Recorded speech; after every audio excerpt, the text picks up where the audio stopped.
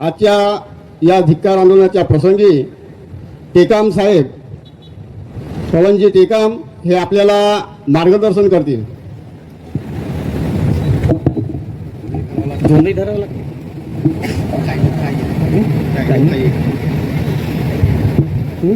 एकच ठेवू का?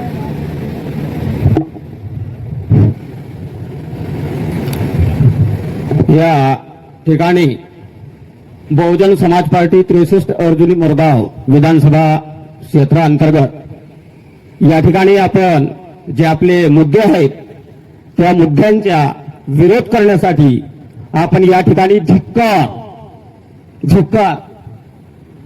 75 वर्ष जो बी सरकार झाला असेल, या देशात एकमेव अशी पार्टी आहे जो ह्या सगळ्या 75 वर्षाचा धिक्कार करत आहे, तो आहे बहुजन समाज पार्टी. जे कोणी सरकारी बनवले असतील ना, कायदे बनवले असतील, कायदे चांगले वाटत असले तरी त्याची प्रत्यक्षात अंमलबजावणी नाही. आणि म्हणून या धिक्कार आंदोलनाच्या प्रसंगी मी सर्वप्रथम समस्त या देशातील शेड्यूल ट्राईब मधील समस्त क्रांतिकारकांना नमन करतो.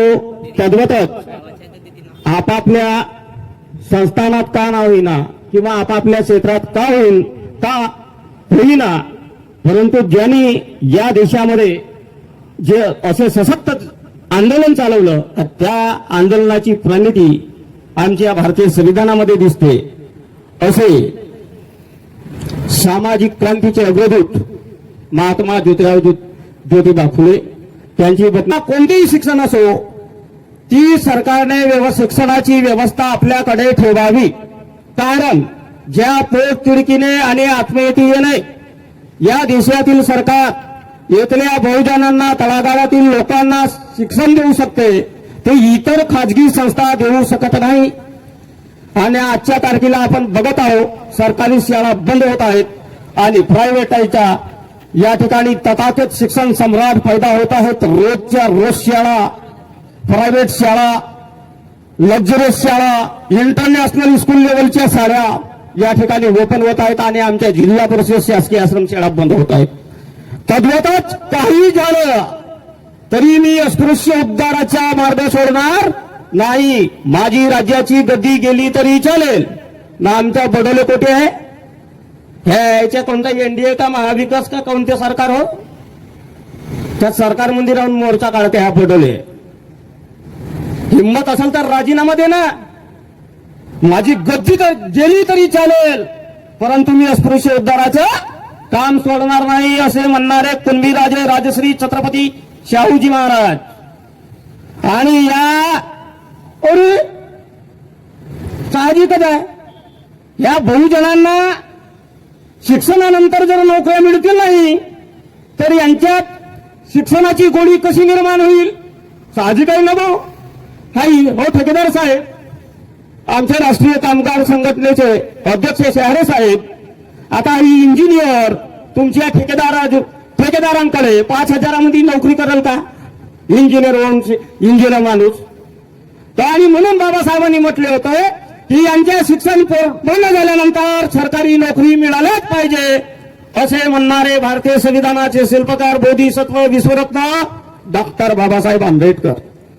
आता मुद्दा कसा आहे की आम्ही 75 वर्ष झाले या देशात भारतीय संविधान लागू व्हायला पाहिजे होता संपूर्ण.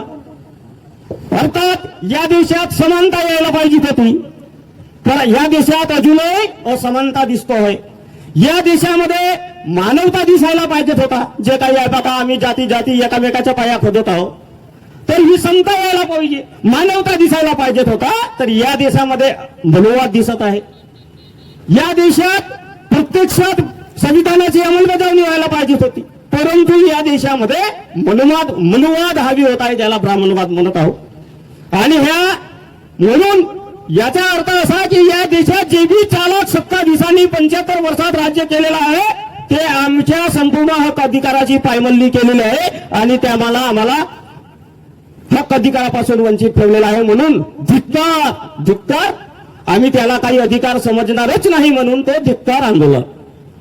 आणि म्हणून या देशामध्ये एक असा अजून समूह आहे जो अजूनही जंगलात आणि जंगलातच राहत आहे, ज्याच अवस्थेत आहे त्याच अवस्थेत आहे.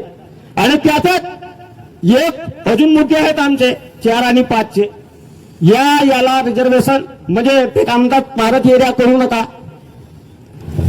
याला झोन मध्ये टाकू नका, त्या वन्यजीव सृष्टीच्या झोन मध्ये. तर बांधवानं महात्मा फुलेंनी म्हटलेलं आहे की या देशातील सरकारनं त्यावेळेस इंग्रज सरकार होता, मला वाटतं आजच्यापेक्षा चांगला सरकार होता तो इंग्रज. तर इंग्रज सरकारला ठणकावून सांगितलं, जर आमच्या सरकारला वाटत असेल की आमच्या सरकारला वाटत असेल तर या देशातील जे काही जंगल आहे त्या जंगलातील शेतीस राब करून, म्हणजे शेतीसाठी नांगरफट्टा वगैरे लागतो की नाही, ते शेतीस राब करून सरकारनं फक्त इमारती लाकूड तोडू नये यासाठी म्हणून कायदा करावा. आणि या जुलमी फॉरेस्ट खात्याची, साधा सुद्धा आहे का खाता, जुलमी फॉरेस्ट खात्याची होळी करावी. नाहीतर आणि तसेच आमचे जे हे शेतकरी आहेत, जे काही डुकरं हरणं कळपं यायच्या शेतामध्ये शिरतात आणि यांच्या त्या शेतीच्या रक्षणासाठी अगर सरकारकडे छाती असेल तर गावठी का होईना गावठी तोड्याची बंदूक यांच्याकडे द्यावी. नाहीतर सरकारची तशी हिंमत होत नसेल तर हे पोलीस खात्याचे जे मोठे अंमलदार आहेत, SP DSP, यांच्या खात्यातून पैसे काढून शेतकऱ्यांना भरणा करावा. मग जुलमी खाता, फॉरेस्ट खाता, मला वाटते आता वकील साहेब आहेत ते चांगल्या पद्धतीने त्याने टेक्निकली भाषेत आपल्याला तेवढा समजत नाही, आपल्याला सीधा समजते का बावले साहेब, सौ सोनार की एक लोहार की. आणि म्हणून काही दिसते का असा उदाहरण काहीच नाही. ओशो महात्मा फुलेंनी त्यावेळेस इंग्रज सरकारला सुचवलं, पण वकील साहेब असं काही आहे का संविधानात? आता आम्हाला तो वरवर वाचता येते पण असं टेक्निकली समजत नाही. आहे का फॉरेस्ट खाता नावाचा? ते दुनियाभरचे दिले आहेत संविधानामध्ये. भारताचा संविधान चुनाव आयोग असेल, मग एक आपला त्याग असेल, मग सुप्रीम कोर्टाची निर्मिती कशी असेल, मग राष्ट्रपतीची निवडणूक कशी होईल, असं तसं मराठी चांगल्या पद्धतीने वाचता येते. पण त्याचे असं काही दिसत नाही. आहे का वकील साहेब? नाही. हा जसे जसे इंग्रज आले इकडे जंगलात शिरू लागले आणि खऱ्या अर्थाने या जंगल वाचवण्याचा काम या देशात कोणी केला असेल तर या देशाचा खरा मालक जो गोंड आहे, भील आहे, कोळी आहे, महादेव आहे, मुंडा आहे, उराव आहे, त्यांनी तसं 1857 यांच्या तथाकथित 1857 उठावाचे ते जनक आहेत. आणि म्हणून या आदिवासींचे हक्क रोखण्यासाठी इंग्रज सरकारने जुलमी फॉरेस्ट खात्याची निर्मिती केली. म्हणून महात्मा फुलेंनी जुलमी खाता म्हटलेला आहे. आणि मग हे आजचे जे आहेत आमचे महान धर्मप्रिय सरकार, महाजनकल्याणवादी सरकार, मग हे अनेक यांनी का नाही काही इंग्रजाच्या काळातलं नाही म्हणते, हा इंग्रजाच्या काळातला म्हणते, काही यायला बंद करा म्हणते, हटवा म्हणते, दुसऱ्या दिवशी बिल आणतात आणि बिल चर्चेला पास करतात. मग हा फॉरेस्ट खात्याबद्दल असं बिल आणता का? तुमची छातीच नाही, तुमची हिंमतच नाही. आणि म्हणून बांधवांनो असा त्या संविधानात दिसत नाही. आणि म्हणून त्या संविधानामध्ये मूलभूत कर्तव्य, मग तो शहाणे असेल, गरडे असेल, बावणे असेल, कोणी असेल, त्या मूलभूत कर्तव्यामध्ये दिलं आहे की आमच्या याची कोणी हरिण असेल, करप असेल, मोहाचा झाड असेल, चाराचा झाड असेल, झाडाचा झाड असेल, नदी असेल, सरोवर असेल, काही असेल ते वाचवण्याची जबाबदारी याच्या नागरिकांची आहे. आणि तेच महात्मा फुलेंच्या नमूद डॉक्टर बाबासाहेबांनी ज्याला अनुसूचित 5 आणि अनुसूचित 6 म्हणतात, त्यासाठी आज गळ्यात आमच्या ट्रायबल समाजाचा अजूनही जलजंगलचा लढा चालूच आहे बांधवांनो. म्हणून हे त्या गावांना पुन्हा महात्मा फुलेंनी म्हटलेले होते की ह्या जंगलाला गावकऱ्यांकडे सोपवण्यात यावी. संविधानामध्ये असं नाही का गाववाल्यांकडे जंगल सोपवायचं आहे ना भाऊ कायद्यात, मग ते काऊन नाही करत, गाववाल्याकडे सोपवून घ्या ना. पण असं हे करणार नाही. ज्या दिवशी गाववाल्याकडे सोडवला संपूर्ण हे जंगलही वाचेल आणि या संपूर्ण जंगलही वाचले आणि यातले लोकही आपल्या आर्थिक दृष्टीने सक्षम होतील असा माझा विश्वास आहे बांधवांनो. आणि म्हणून आपण यांच्या ह्या जे नोटिफाईड एरियामध्ये जे व्यापार जण आणतात त्याला आमचा धिक्कार विरोध आहे. कारण या जर आणल्यानंतर हे हळूहळू कसं करतील, हे हळूहळू मग सर्वात पहिली यायचा फॉरेस्ट खाता होता, मग त्यानं हळूच फॉरेस्ट डेव्हलपमेंट नावाचा एक, आणि फॉरेस्ट खात्यानंतर एक यांनी सोसायटी काढली होती, आदिवासी जंगल कामगार सोसायटी. या सोसायटीने चांगल्या प्रकारे उत्कृष्टपणे कामगिरी बजावलं होतं. ते आपल्या आर्थिक स्थिती सुदृढ केली होती. तसेच सरकारला करोडो रुपयाचा मुनाफा त्यांनी कमवून दिला. परंतु हळूच त्यांनी याला मोडूस काढून FDCM नावाची एक अजून डिपार्टमेंट आणला आणि यांनी काय केलं, फक्त कायचा डेव्हलप पुरा विकासच्या नावावर तो जंगलच भकास केला.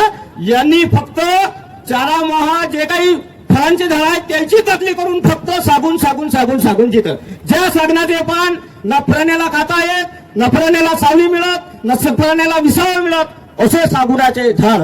मग मी या संपूर्ण सडकर्जुनी तालुक्यातील जे काही आमचे बहुजन बांधव असतील, गोंड गोवारी असतील, तेलीमाळी असतील, तुम्ही किती यांच्या घरी किती फर्निचर सापडेल सांगणार की? अरे खात्याच्या घरी काय होतं, पिढ्याचा आवड म्हणते तसे आणि आहे. मी नाही लावलेला आहे चांगल्या पद्धतीचा, माझ्या घरात दरवाजा नाही. तुम्ही जर लावण्याची आजच्या तारखेत अरे बघा या बांधीजीच्या फर्निचर मधून मिळून ते दरवाजे बनवत आहेत, पण त्यांची ताकद नाही जंगलात जाऊन. मग हे कोण नेला भाऊ सागून करण्यासाठी? तर ह्या मुंबई नागपुराच्या या अधिकाऱ्याच्या मंत्र्याच्या आणि यातल्या ज्याच्या जो लावतो ना पैसा आहे त्यांचे घर चमकवण्यासाठी लावल्या बा सागून, आमच्या फायद्यासाठी नाही लावल्या. आणि जर ते बाबासाहेबाची गोष्ट तुम्ही जर अनुसूचित 5 जर जशीच्या तशी लागू केली असती तर आज तुमच्या जगलाच आहे. तर ह्या गोष्टी महात्मा फुलेने 1800च्या काळात म्हटलेले होते, या गावकऱ्यांकडे सोपवून द्या. बांधवांनो, जर ही गोष्ट या देशात 1949 ला संविधान लागू झाल्यानंतर जर ह्या गोष्टी अंमलबजावणी झाली असती तर आता जो आपण ग्लोबल वॉर्मिंग हे समस्या आजच्या तारखेला दिसली नसती. अबे तुमची काय हिंमत आहे आम्हाला आरक्षण देण्याची, 56 इंची ना 58 इंचाची? अरे आम्हाला आरक्षण देण्यासाठी 108 इंचीची गरज आहे, 56 आणि 58 नाही. ते बाबासाहेबांनी आम्हाला दिलेलं आहे. त्या बाबासाहेबांची ताकद होती 108 इंच. 108 वर्षाचा संघर्ष होता का नाही? आणि म्हणून 108 इंचीची ताकद फक्त त्या बहुजनांच्या पोरामध्ये आहे, तुमच्यामध्ये नाही रे नालायकांनो. अजूनही तुम्ही बोलत आहात महाराणा हो खाऊन टाकलं दे तुमच्या. मग आता एसटी वाले म्हणतील अबे परदाना खाल्ला बे पुरा, ओबीसी वाले म्हणतील कुंभ्यांना झेपळून टाकला बे. 75 वर्षापासून यायच्या जवळच आहे, हे कुणबी मराठ्याला म्हणतील मराठ्यानाच खाल्ला. तर बांधवांनो विषय कसा आहे, हे आम्हाला जे तुडक्या मोडक्यात दिलेलं आहे आजपर्यंत तुम्ही, तर किती दिले रे, किती दिले? आम्ही भारताचे नागरिक आहोत की नाही? हा देश माझा भारत देश आहे का नाही? येथे राहणारे सर्व माझे बंधू भगिनी आहेत का नाही? मग आम्ही सन्मान नाही करू का? भारत माता की जय, तिरंगी झेंडे की जय म्हणतो की नाही? म्हणतो ना. मग आम्ही भारताचे नागरिक दिले किती रे आम्हाला? दिल्या किती सांगा? ओबीसीला 52 मधून 6.36, एसटीले आता जे महाराणा खाल्ला म्हणतात मनमाने, तर यायला दिल्या किती? 5.12%. हे एसटीला दिल्या किती? म्हणजे गोल्ड प्रधानमानाला दिल्या किती? तर फक्त 7.5% मध्ये 2.काही%. तुम्ही म्हणून मनमाने खाल्ल्या. अरे हे तर बघा पहिले ताकद असेल तर तुमची. आणि म्हणून म्हणतो तुमची अवकात नाही आम्हाला देण्याची, फक्त अवकात सिर्फ आम्हीच देणेवाले बनू शकतो, तुम्ही देणेवाले बनू शकत नाही. आणि म्हणून हे जे काही आहे तुमचे नोटिफाईड एरियातील हे तुम्ही सर्व भानगडी फक्त जंगलाचं आरक्षण. साहेब तुमच्या घरी कुत्रा आहे का? आता आमचं संविधान म्हणते ना कलम नंबर 51 मधला काय म्हणते? एक नद्या, सरोवरे, तलाव, जीवसृष्टी यांच्या रक्षण करणे, ते जीवसृष्टीबद्दल बी दयाबुद्धी बाळगणे हे यातले नागरिकांचे कर्तव्य असेल. तर तुमच्या घरी कुत्रा आहे का? तर काय नाव घेतात त्याला? जेरी. तुम्ही जेरी म्हणा, डॉली म्हणा, आपल्याला काही लेणार, पण मी त्याला भाऊ म्हणतो कुत्र्याले, हळदी नाही म्हणत होतो. अरे नाही म्हणजे नाही काम, माझा भाऊ होते, हे दयाबुद्धी. माझ्या काय का कोणी माझ्या सामने का असं उचलूच नाही देत, मी खातही नाही. याला तुम्ही अंधश्रद्धा म्हणा नाही तर काही म्हणा, हे माझी दयाबुद्धी त्या संविधानामध्ये आहे. हे कोण आपणच सांगते डुक्कर मारावले ना आपणच त्याची भाग घेतात ना म्हणते जंगल, असा होते का? अरे तुमच्या सहभागाशिवाय कोणीच वाटा करू शकत नाही ना, कोणीच चोरी करू शकत नाही ना, जानवर मारू शकत नाही. बांधवानो, म्हणून आम्हाला फक्त अनुसूचित 5 आणि 6 तुम्ही लागू करा, नाही हे बाकीचे भानगड सोडून द्या, असं आम्हाला आमच्या या धिक्कार आंदोलनाच्या निमित्तानं आम्हाला सरकारला बोलायचं आहे. बांधवानो, सोबतच मग हे हळूहळू काय करतात, मग फॉरेस्ट आणतील, फॉरेस्ट डेव्हलप आणतील, मग वन्यजीव आणतील, मग हळूच अदानी आणि अंबानीचे डोके भरतील. आता तो प्रसिद्ध विधवा मेला का मारला काय आहे ना, दुसऱ्या दिवशी 1500 एकर देऊन दिले त्याला. त्याच्या मायना आणलं होतं का अन्नात ना, दुसरं जंगल आणलं होतं का त्याच्या मायना अन्नात. तर बांधवांनो, अशा प्रकारचा गौडबंगाल चालू आहे आणि म्हणून आम्हाला याचा विचार करायचा आहे. आणि त्याचे काही तुम्हाला उदाहरण सांगतो. काय झालं आतावरी हे वन्य संरक्षण, जीव संरक्षण, याच्यात फॉरेस्ट विभागाला नाही का काही काही जे आहेत ना अक्कलही नाही, त्याला काही अक्कल देते याच्या फॉरेस्ट डिपार्टमेंटले गावागावात बोर्ड लागलेले आहेत. पहा यायला का अक्कल देते तो, हा जंगलामुळे आम्हाला स्वच्छ हवा भेटते, मग ते स्वच्छ हवा भेटल्यामुळे आपली पुढची पिढी सुरक्षित राहील.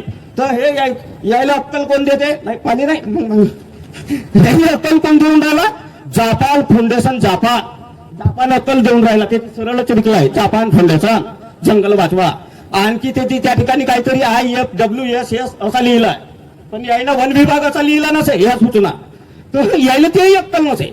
आणि म्हणून तुम्हाला संरक्षण जंगल वाचवण्याचा अक्कल फक्त हे आम्हालाच आहे असं मला म्हणायचं आहे. आणि अशामुळे आजपर्यंत येथल्या आदिवासी सोबत का अन्याय झालेला आहे हा तुमच्या सोबत मांडतो आणि माझ्या 2 शब्दाला विराम देतो.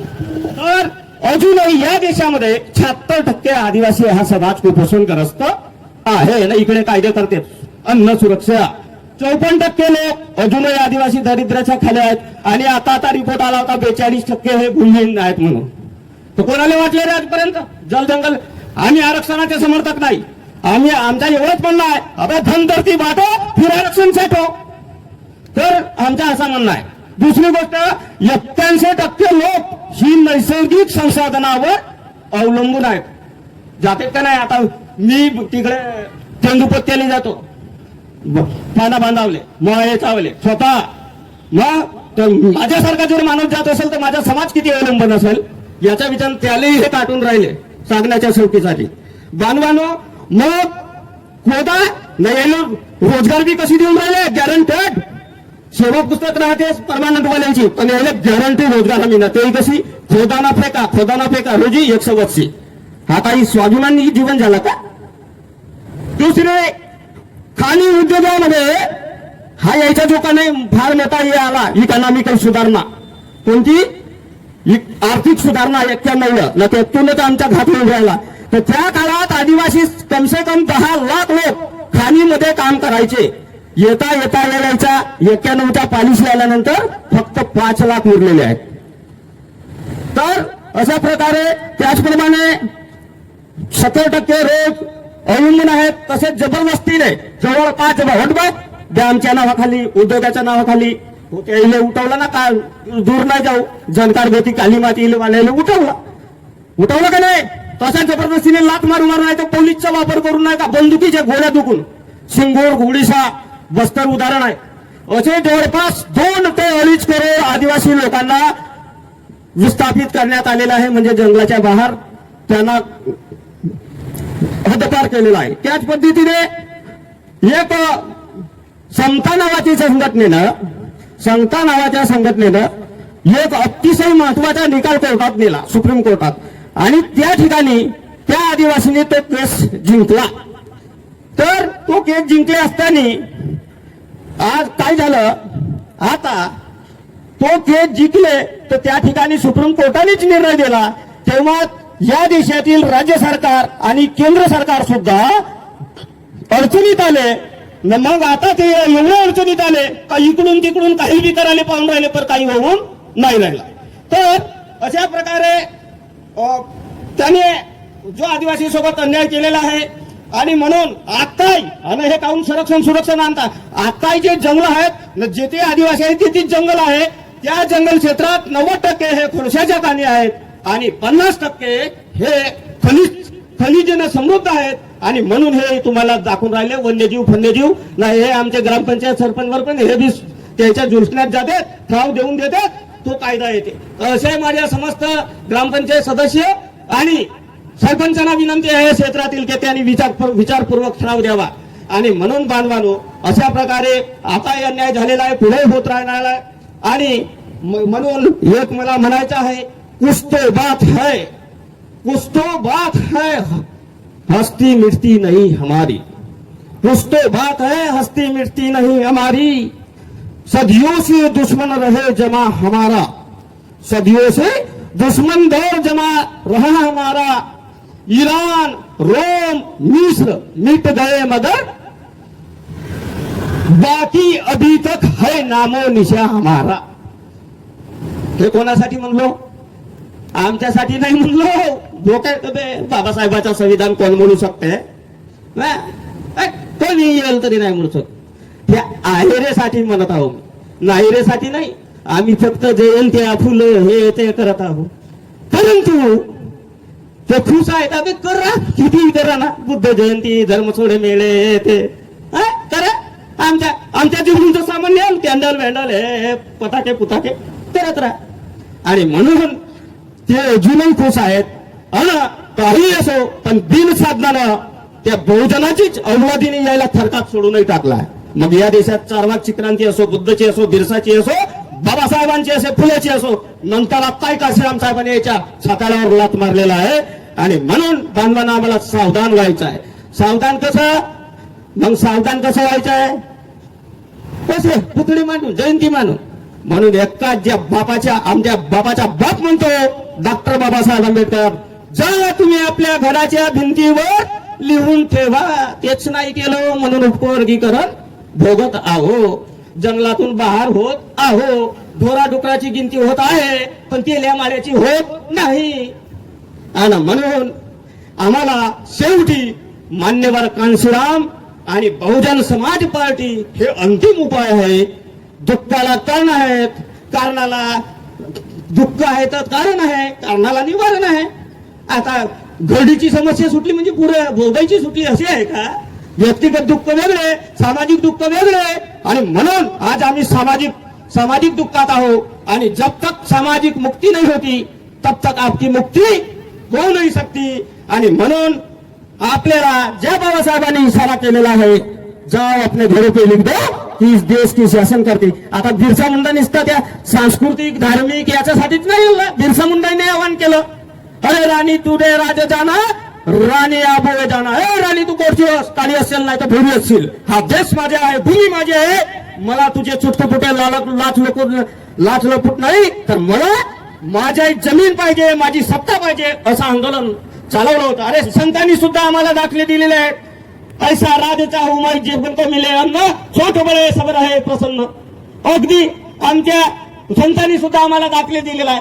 मग आम्ही कुठे आहोत? आम्ही आमच्या संतांनी आणि महापुरुषांना काय करत आहोत? आणि म्हणून सांगतो, ही नागपूर ही गोंडभूमी म्हणा, नाही नागभूमी म्हणा, पण सांगतो तुम्हाला का याच नागपूर भूमीमधून ती कोणतीही विचारधारा असेल देशाची, मग ते हिंदुत्व असेल, आंबेडकरवादी असेल, गोंडवाना असेल किंवा बहुजनवादी असेल, आमचं सौभाग्य आहे की या नागपुरातून चालू होतो, परंतु सक्सेसिटी होत नाही.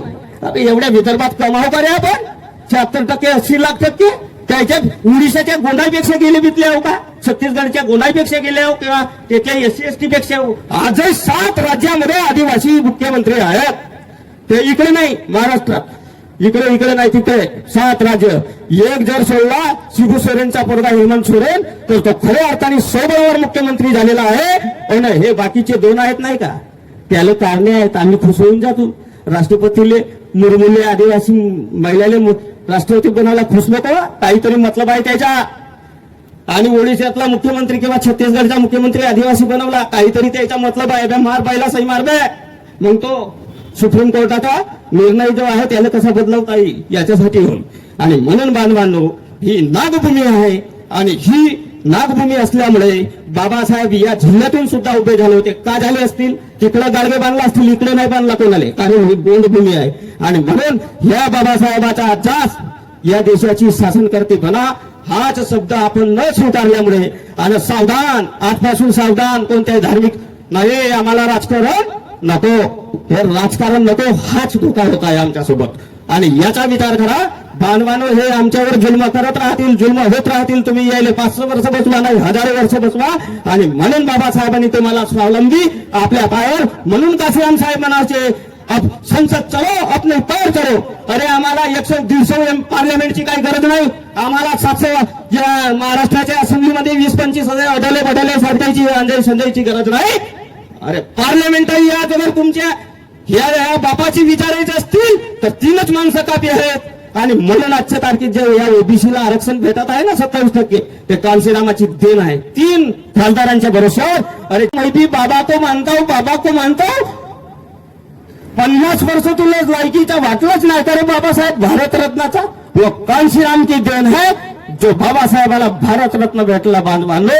आणि म्हणून का होईना आजपर्यंत आपण चुकलो, पुराण्या गोष्टीत पुराण्या काही आपण चुकलो असून, परंतु चुकाची सुधारणा करून आम्हाला पुढे वाटचाल करायचा असेल, या देशात मालक बनायचा असेल, आमच्यावर होणारे अन्याय अत्याचार थांबवायचे असतील तर आम्हाला बाबासाहेबाची ती गोष्ट आठवणी ठेवा लागेल.